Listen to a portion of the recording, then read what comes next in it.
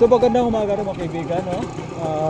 Pasyal tayo dito sa sa karugtong na ang Aklan River, kung saan malunod yung bata doon sa Barangay Ulo mga kaibigan.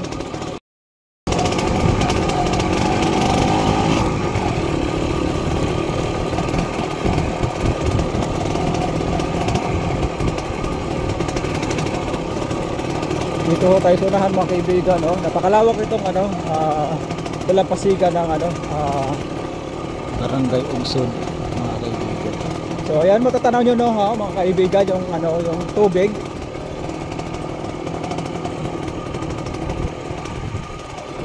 Hindi naman gaano kalalim po mga kaibigan. Pero yung kulay talagang parang Milo. So yun, punta tayo.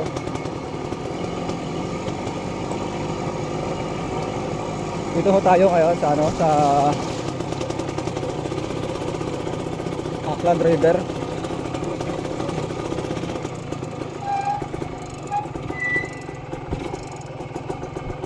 Bigyan mo nga yung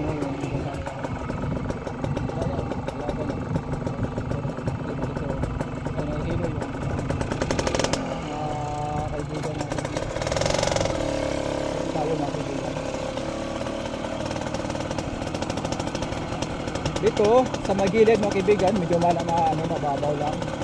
Pero doon ba sa may unahan, I think malalim talaga yan mga kaibigan. Puntahan natin.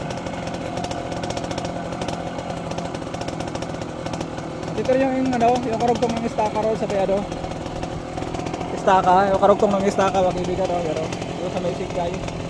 Yan.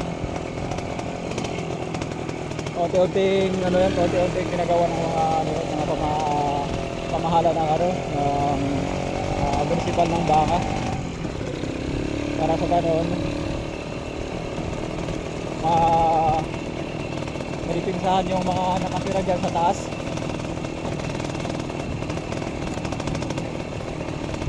Yung pag-deliver na malakas yung tubig dito.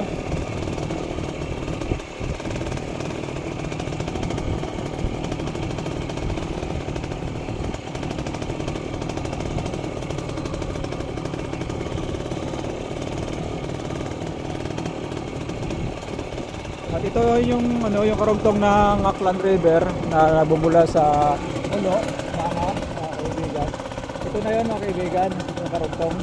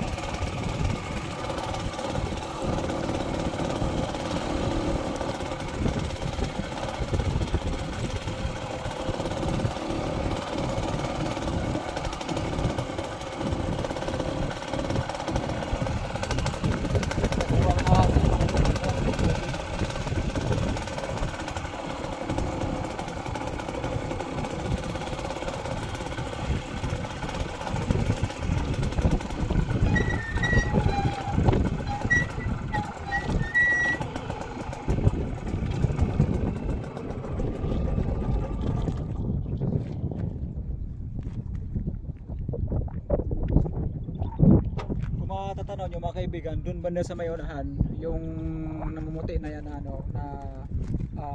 seawall, yun yung tinatawag na seawall ng Tabao mga kaibigan. At yung sa unahan yan, yung seawall din ng RIS mga kaibigan. So yun, mapapansin nyo ron sa unahan, makikita nyo yung insumo para makita raw yung pinaka sheet pile ayro, mapapansin nyo yung pinaka sheet pile.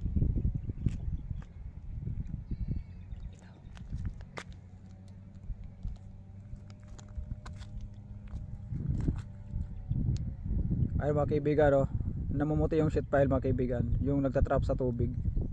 Yan. Yung itong nakakulay puti na yan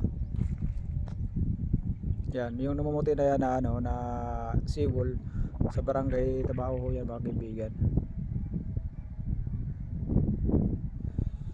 At ito yung karugtong ng Aklan River na kung saan naniniwalaan natin na lulod yung bata na siya si Joros. Malawak to mga kaibigan yung karugtong nito. Papunta po ng ano yan yung Kalibo Bridge hanggang ano hanggang Bakhaw mga kaibigan. Ito ho yung lugar dito sa Aklan mga kaibigan, oh. Napakagandang lugar dito sa Aklan. Yan. Pero dito sa Aklan River, no, may mga malalapit na mga bahay dito, may mga anak kayo mga maliliit. So iwasan na lang ho natin na payagan na pupunta-punta, lalo na wala hong mga kasamang marunong lumangoy kasi ayun na nga, isa rin yan sa mga hindi dapat magyayari kagaya kaya no, kay Joros Flores. Yun. At napakatahimik ng lugar dito mga kaibigan. Napakaganda ng lugar dito mga kaibigan.